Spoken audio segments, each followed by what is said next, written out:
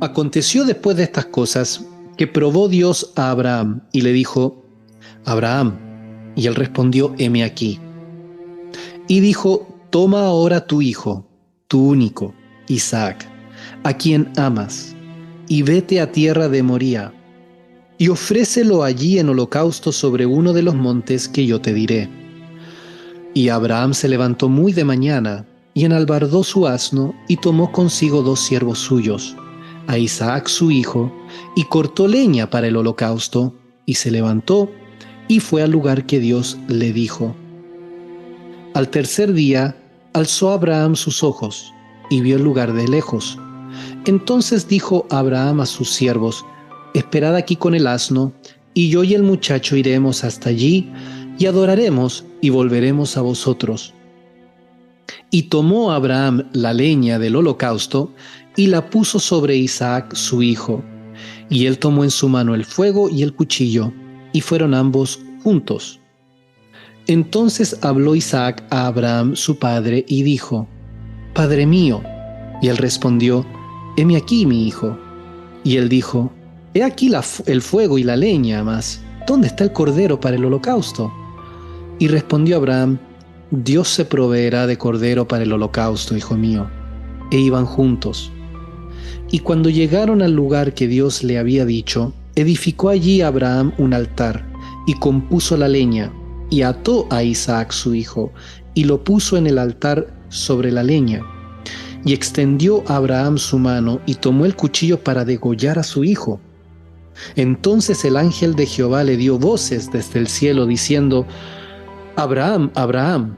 Y él respondió: heme aquí. Y dijo: no extiendas tu mano sobre el muchacho, ni le hagas nada, porque ya conozco que temes a Dios, por cuanto no me rehusaste tu hijo, tu único. Entonces alzó Abraham sus ojos y miró, y he aquí a sus espaldas un carnero trabado en un zarzal por sus cuernos. Y fue Abraham y tomó el carnero y lo ofreció en holocausto en lugar de su hijo. Y llamó a Abraham el nombre de aquel lugar: Jehová proveerá. Por tanto se dice hoy: en el monte de Jehová será provisto. Y llamó el ángel de Jehová a Abraham por segunda vez desde el cielo, y dijo: por mí mismo he jurado, dice Jehová, que por cuanto has hecho esto, y no me has rehusado tu hijo, tu único hijo, de cierto te bendeciré, y multiplicaré tu descendencia como las estrellas del cielo, y como la arena que está a la orilla del mar, y tu descendencia poseerá las puertas de sus enemigos. En tu simiente serán benditas todas las naciones de la tierra, por cuanto obedeciste mi voz.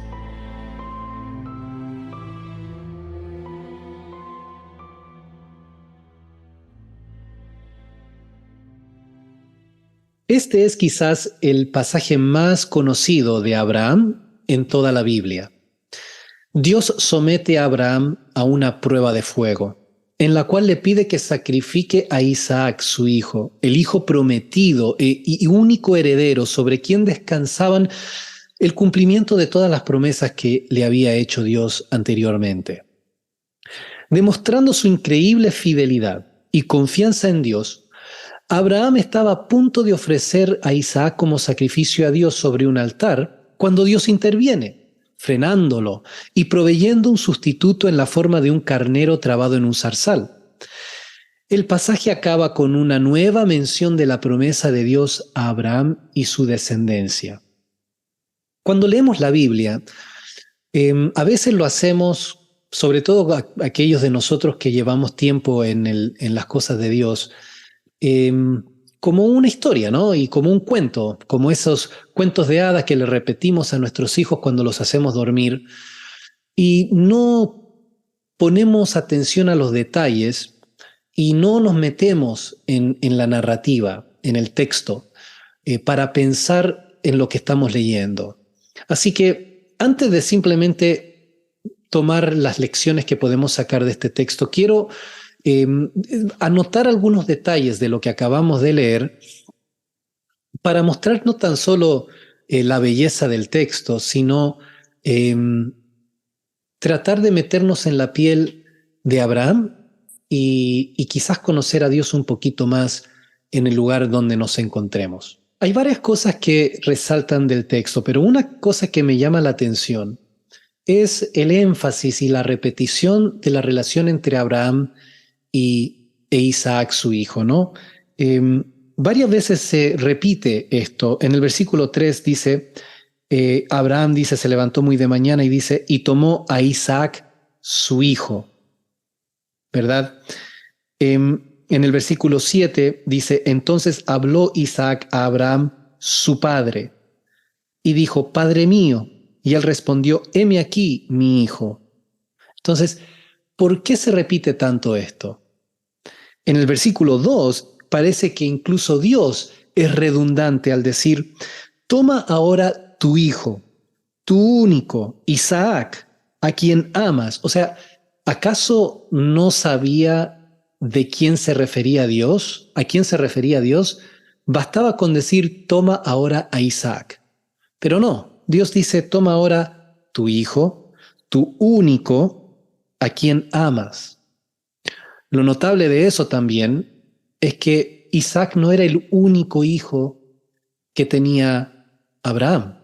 Abraham había tenido otro hijo con la sierva de Sara, Ismael, como vimos en otro video, ¿verdad? Entonces, ¿en qué sentido era Isaac el único de Abraham? Bueno, por lo pronto, a estas alturas, eh, Ismael ya se había ido, ¿verdad? Eso está en el capítulo 21. Agar e Ismael son echados de la familia, de la casa de Abraham. Así que en ese sentido, Isaac era el único que quedaba. Pero no es eso lo que nos está indicando el texto. Isaac era el único hijo en el sentido de que era el único que había nacido por la promesa de Dios. Era el único que había nacido de la mujer de Dios, de Abraham, de su esposa, de su amada. Era el hijo que tenía el amor de Abraham en una forma especial a Ismael, diferente y especial a Ismael, ¿verdad? Entonces, se hace hincapié en esto. Cuando un conocido y ya fallecido predicador norteamericano daba una serie sobre este pasaje, y estoy hablando de R.C. Sproul, hacía hincapié en el versículo 3, donde dice, y Abraham se levantó muy de mañana. Y él se detuvo en su prédica a hacerse la pregunta, ¿por qué está esto en el texto? ¿Cómo nos imaginamos a Abraham? Se levanta porque está ansioso por cumplir la voluntad de Dios y porque hay mucho que hacer y quiero serle obediente a Dios y entonces me levanto temprano para asegurarme de que todo esté en orden. ¿O no será que, decía Arsi, ¿no? ¿No será que este hombre ya veterano, viejo ya, no podía dormir? Porque Dios le acababa de pedir que sacrificase a su único hijo, a su amado hijo, al hijo de su amada, al gozo de su vida. ¿Cuánto gozo nos dan los hijos? Bueno, este era el gozo de la vida de Abraham. Y decía Arsi que él pensaba que este detalle nos trataba de indicar la lucha, la pugna que existía en el corazón de Abraham, no por obedecer a Dios, sino por cuánto él amaba a su hijo y pensando obviamente este hombre en lo que significaría tener que matar con sus propias manos a su bebé, a su hijo. Isaac ya era grande, puede conversar con el padre cuando van en camino y le pregunta dónde está el cordero, dónde está el animal para sacrificar. Y el padre, muy sabiamente, le dice, Dios se proveerá del animal, no queriendo hacer sufrir al niño de sobremanera ante lo que se supone que iba a pasar. Así que no leamos el texto simplemente como una historia más. Tratemos de meternos en la piel de Abraham, a quien se le acaba de pedir el mayor sacrificio posible para un padre. Más adelante, Pablo va a escribir diciendo: a duras penas uno entregaría a su hijo por un bueno. Y eso es verdad. ¿Quién de nosotros sacrificaría a su hijo por alguien? Y la respuesta es nadie. Esto solamente puede acontecer porque Dios le pidió a Abraham esto. Eh, pero lo que vemos entonces es la fe de Abraham. La fe de Abraham, el acto de este hombre de estar dispuesto a sacrificar a su hijo solo porque Dios se lo mandó, puede malinterpretarse por escépticos contemporáneos como fanatismo religioso, ¿verdad? Un acto criminal e irracional, como un ejemplo de esas de lo crudo del Antiguo Testamento y de un Dios que es sangriento y cruel. Pero nada puede ser más lejos de la verdad. Notamos, por ejemplo, que en la misma narrativa, Abraham, al dirigirse a sus siervos, dice: esperad aquí con el asno, y yo y el muchacho iremos hasta allí y adoraremos y volveremos a vosotros. Él asumía de una u otra forma que Isaac volvería con él. Más adelante en la Biblia se nos aclara que Abraham confiaba que Dios podía levantar de los muertos a Isaac si así él lo deseaba. Eso está en Hebreos capítulo 11. Así que no se trata de que Abraham no estaba dispuesto a sacrificar a Isaac, sino que él pensaba que Dios, incluso después de haberlo sacrificado, lo podía levantar de los muertos. Esa era la convicción de Abraham. Abraham estaba totalmente convencido de que Dios cumpliría su promesa de darle una herencia perpetua a través de Isaac, no a través de cualquier otro. El supuesto sacrificio de Isaac no era obstáculo para el Todopoderoso. Esa absoluta certeza en el carácter y el poder de Dios es la esencia de la fe de Abraham, a quien la Biblia también llama el Padre de todos los que creen. Y eso está de nuevo en el Nuevo Testamento. Tenemos la fe de Abraham entonces como punto importante a notar, a extraer de este pasaje, pero también tenemos la provisión de Dios. Abraham nombra el lugar donde sacrificó el carnero Jehová Jireh, y hay una alabanza muy conocida que alude a esta verdad, ¿no? Nos recuerda esta historia, que traducido quiere decir Dios proveerá. Dios proveyó de un heredero de forma milagrosa en Isaac, y también proveyó de un sustituto que muriese en su lugar para salvarlo. La pregunta: ¿por qué pidió Dios que se sacrificase a Isaac en primer lugar? Eso se responde porque Él quiso con esta gran prueba no solo dejarnos un ejemplo de la verdadera fe, sino además y principalmente establecer un patrón importantísimo: la salvación por medio del sacrificio de un sustituto.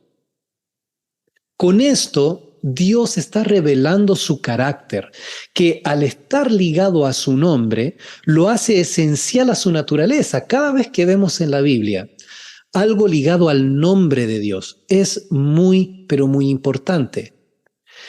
Dios es el Salvador, el que provee salvación, quien libera de la muerte al hombre por medio de un sustituto, lo cual manifiesta su misericordia y gracia para con una humanidad caída. Esto es esencial a su naturaleza. No es simplemente un favor, no es simplemente que sus emociones se mueven para tener, quizás por lástima, salvar al hombre. No, Dios es el que provee la libertad. Él es el proveedor de la salvación. por naturaleza. Por eso pone a Abraham en esta prueba y por eso nos deja esta historia grabada en las Escrituras. Esta gran promesa que Dios hizo a Abraham adquiere una dimensión aún más solemne cuando al final del pasaje Dios hace juramento. El escritor de Hebreos en el Nuevo Testamento lo resume de la siguiente manera. Porque cuando Dios hizo la promesa a Abraham, no pudiendo jurar por otro mayor, juró por sí mismo. Por lo cual, queriendo Dios mostrar más abundantemente a los herederos de la promesa la inmutabilidad de su consejo, interpuso juramento, para que por dos cosas inmutables, en las cuales es imposible que Dios mienta, tengamos un fortísimo consuelo los que hemos acudido para asirnos de la esperanza puesta delante de nosotros. De tal manera, la historia de Abraham busca manifestar la full naturaleza de Dios, su inmutabilidad en cuanto a sus propósitos redentivos. Cuando Dios llama a confiar en Él, no lo hace sin proveer evidencias de su confiabilidad, para que nosotros, criaturas caídas, llenos de dudas y temores, sepamos que lo lógico, lo racional y verdadero es vivir por fe, como lo hizo Abraham, por fe en las promesas de Dios. Así, el gol del testimonio hallado en las Escrituras se vislumbra como teocéntrico, es decir, el personaje principal es Dios, no el hombre, porque es mediante el conocimiento de ese Dios que el hombre se halla a sí mismo. Con cada narrativa vamos conociendo más y más el carácter de nuestro excepcional, amoroso y maravilloso Creador. ¿Saben? Hay una imagen en la historia que no podemos pasar por alto. Abraham, el padre, lleva el cuchillo en la mano con el cual sacrificaría a su hijo, quien llevaba el madero sobre sus hombros, el instrumento de su propia muerte al final. Y creo que ya todos vamos agarrando la onda. Eso apunta a otro hijo que llevaría un madero sobre sus hombros para sacrificarse a sí mismo. Y en esa ocasión, el cuchillo no sería frenado. En esa ocasión el hijo tenía que morir por voluntad del padre para ejecutar o efectuar una salvación que ningún otro sacrificio podía lograr. Pero más adelante hablaremos de eso. Nos estamos adelantando, pero la verdad es que es imposible no hacerlo y ver estos enlaces magníficos que tiene la Biblia en sus historias. Por ahora nos quedamos con Abraham y este gran hombre que por su fe llegó a ser ejemplo de confiabilidad en Dios, de confianza en Dios más bien, y nos preparamos para el próximo encuentro con Dios, donde veremos a un Moisés y la revelación de Dios en el monte de Sinaí.